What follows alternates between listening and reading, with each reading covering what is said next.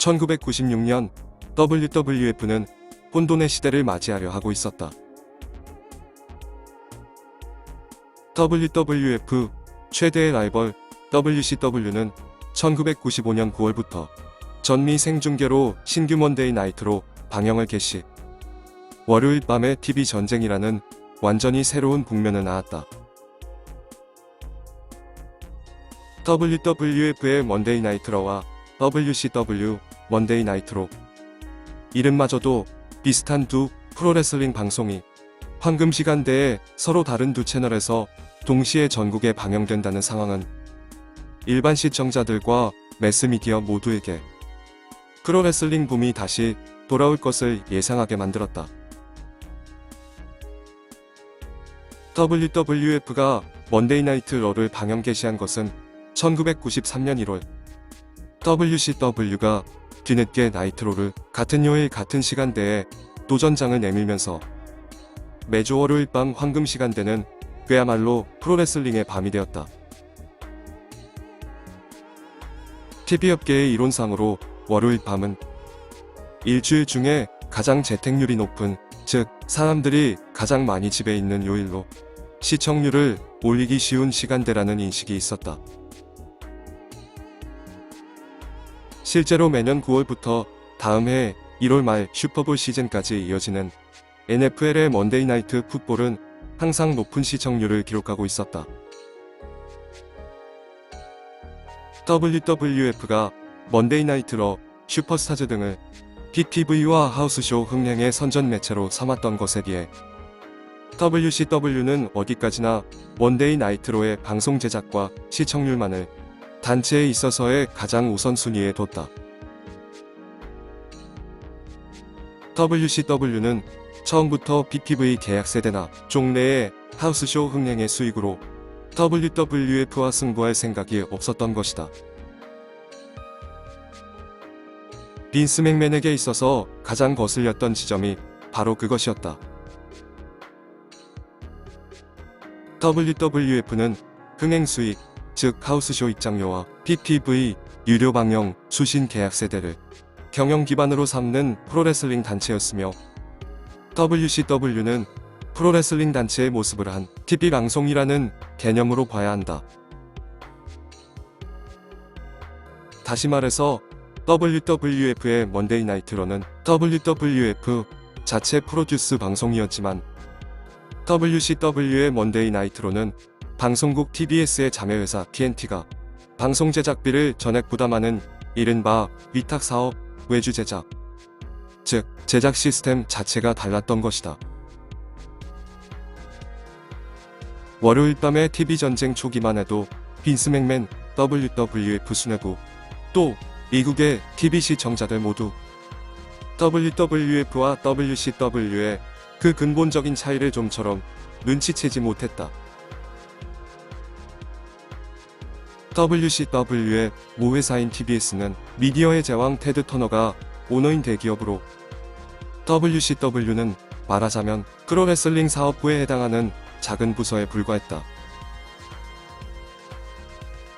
WWF는 아버지 빈스 시니어로부터 빈스 맥맨이 주식을 사들여 1984년 전미 시장에 진출하며 규모 확장에 성공한 이른바 가족 기업이었다.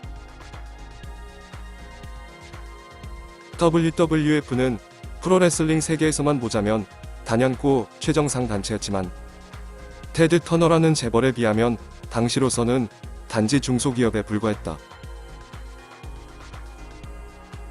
WCW의 최대 강점은 터너그룹의 재력을 바탕으로, 그것도 거의 간섭 없는 형태로 자금을 운용할 수 있다는 것이었다. 1995년 9월 테드 터너는 TBS를 타임워너사에 매각, 타임워너사 산하가 된 TBS, 그리고 그 산하에 있던 WCW는 실은 그 경영 상태가 좀처럼 모회사의 눈에 띄지 않는 적자 상태이기도 했다. 에릭 비숍 부사장이 이른바 고용된 점주로서 꽤 자유로운 자금 사용이 가능했던 것은 그 덕분이었다. 헐크 호건을 비롯한 베테랑 그룹은 에릭 비숍 부사장에게 ATM 비숍이라는 별명을 붙여줄 정도였다.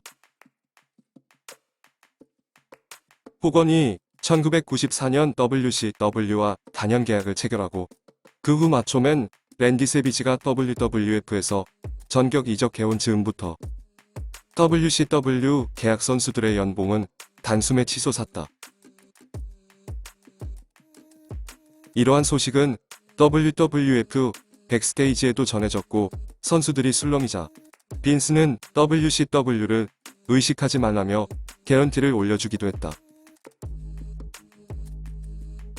그러나 누구보다 WCW의 행보에 민감하게 반응한 것은 다름 아닌 WWF의 보스 빈스 맥맨 자신이었다. 그때까지 비슷한 이름으로 같은 시간대에 신규 방송을 방영하는 WCW의 도발적인 방송 제작 행태를 애써 묵살하는 태도로 일관했던 WWF. 이윽고 1996년 1월 1일 원데이 나이트로에서 WCW에 대한 복수를 시작한다. WWF는 WCW를 강하게 의식한 패러디 드라마 형식의 새로운 코너를 방송에 집어넣었다. 새로운 코너의 등장인물은 헉스터와 나초맨, 빌리오네어, 테드 이렇게 3명. 이름으로 유추할 수 있듯이 헉스터는 노인이 된 헐크 호건, 나초맨은 마초맨 랜디 세비지, 빌리오네어 테드는 WCW의 모회사 TBS의 오너인 미디어의 제왕 테드 터너 패러디였다. 이 3명이 가상의 어느 대기업 회의실에서 밀담을 나누는 장면이 미니 드라마로 만들어져 방영되었다. WWF는 이 미니 드라마 시리즈에서 헐크 호건과 마초맨을 나이 들고 아무것도 할 수 없는 레슬러로 비유하면서 자신들의 뉴 제너레이션 노선을 강조했다. WWF 선수들처럼 파워밤, 공중 무브를 보여줄 수 있냐고 묻자 헉스터와 나초맨이 자신들은 땅에서 발을 떼는 것도 힘들다고 말하며 헐크 호건과 마초맨을 우스꽝스럽게 조롱하는 식이었다. 미니 드라마의 에피소드 1이 방영된 1월 1일자 방송부는 코너를 소개하는 성격의 내용이었지만 그 다음 주 1월 8일 방영분에서는 문제의 장면들이 수록되었다. 빌리오네어 테드와 헉스터, 나초맨이 새로운 슬로건을 만드는 과정에서 WCW를 여러 차례 조롱한 데 이어서 WWF와 달리 WCW에는 스테로이드 검사가 없다는 헉스터의 문제의 발언이 튀어나왔다.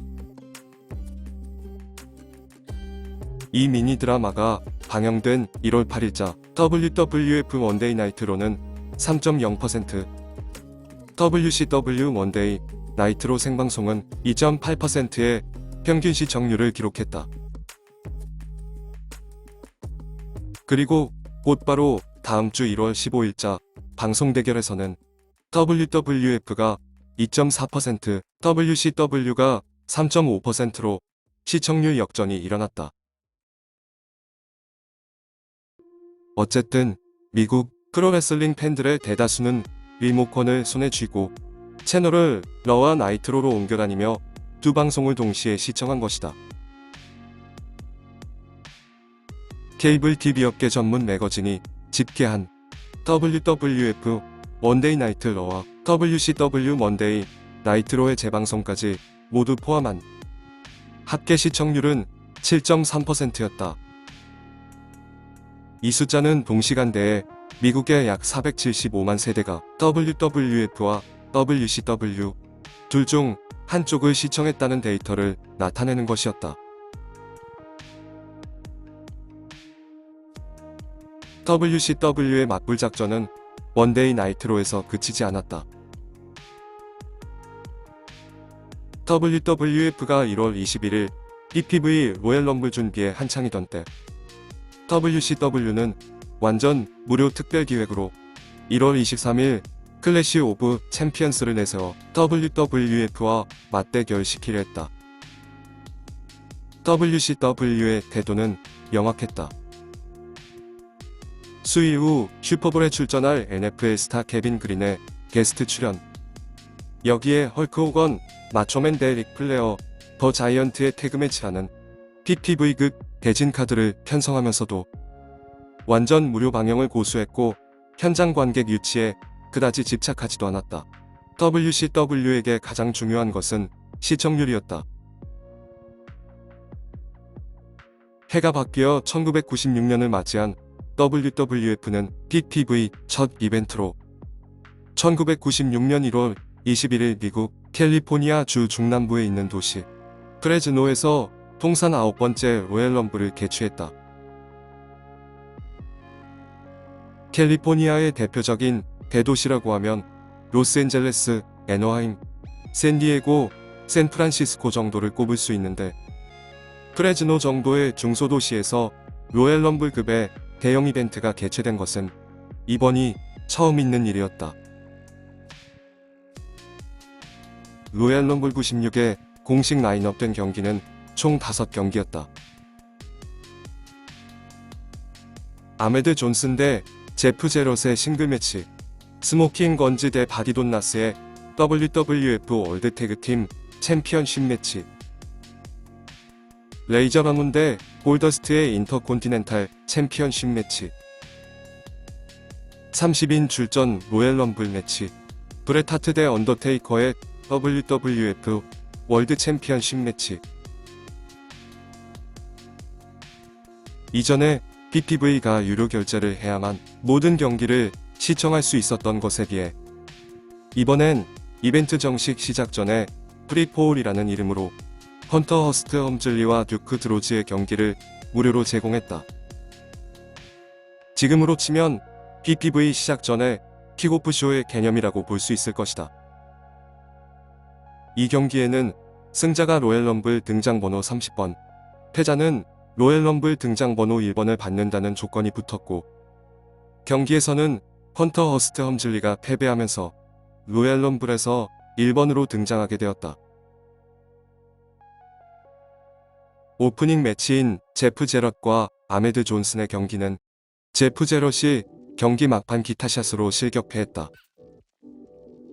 1995년에 들어서 승리보다는 패배가 더 많아졌던 제프 제럿은 이 경기 후 몇 번의 하우스쇼를 마치고 WWF를 퇴단, 10월에 WCW로 이적한다. 세 번째 경기에서는 골더스트가 레이저 라몬에게 승리하면서 새롭게 인터콘티넨탈 챔피언에 등극했다. WWF 측은 성인지향 빅이파 골더스트와 상남자 레이저 라몬이 조합에 상당히 높은 평가를 내리고 있었기에 이 둘의 대립은 앞으로도 지속되어 레슬매니아까지 이어질 예정이었으나 레이저 라몬은 이미 이 시기에 빈스와 대립각을 세우며 단체를 떠날 준비를 하고 있었다. 당시 레이저 라몬은 빈스와 여러 차례 사무실을 완전히 잠근 상태에서의 밀실 미팅을 해왔지만 좀처럼 해결책을 찾지 못했다. 그리고 레이저 라몬의 계약 종료일은 5월 말일이었기에 이때까지만 해도 빈스는 이 문제가 앞으로 레이저 라몬의 출장 정지 및 WCW로의 이적, 레슬매니아 대진표 수정, 디젤의 WCW 이적, 클릭의 분열, 그리고 WCW와의 소송전으로 이어질 것이라 예상하지 못했다.